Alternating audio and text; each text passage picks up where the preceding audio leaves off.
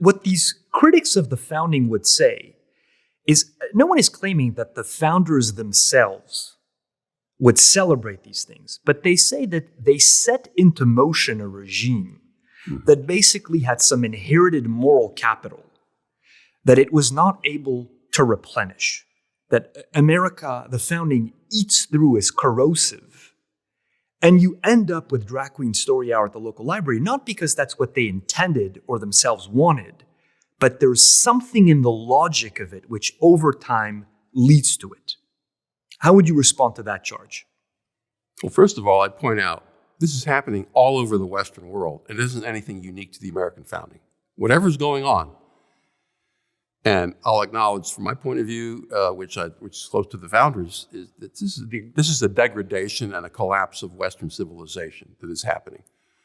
So yeah, that's something, but it isn't directly related to the founders. Secondly, when you look at the changes that we have gone through in the past century and a half, especially, let's say since 1880, when the really drastic critiques of the founding began to take hold in American intellectual life. And then gradually, those same arguments began to take hold politically and became more part of our political life. Those changes were all based on arguments that were explicitly directed against the founders' own principles. Like, you go back to the progressive era, people were saying, that whole idea that all men are created equal, that's nonsense. This is stupid. No. The idea that we're born with individual rights? No. Government gives you your rights. We insist on the idea that government gives you your rights. Well, once you're on that road, then government can define your rights in any way it wants to, can turn them into, human rights, gay rights, transgender rights, the right to universal medical care, the right to polygamy. We've a lot of things we haven't done yet. We're working on it. The right to child molestation, as long as the child consents. He's 5 years old. He says, yeah, I'm okay with that. I could see people making that argument. That's fine. That's liberty.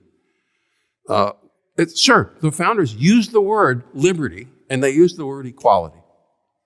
If you take that abstractly, you just abstract it entirely from the actual real context of the founding, the way they understood the meaning of those terms.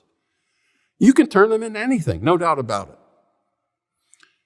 But the same thing is true of any form of government. You can have a form of government that says, we believe in the state-established religion. Germany, they still have a tax in Germany to support the moribund Lutheran church there, and Catholic church.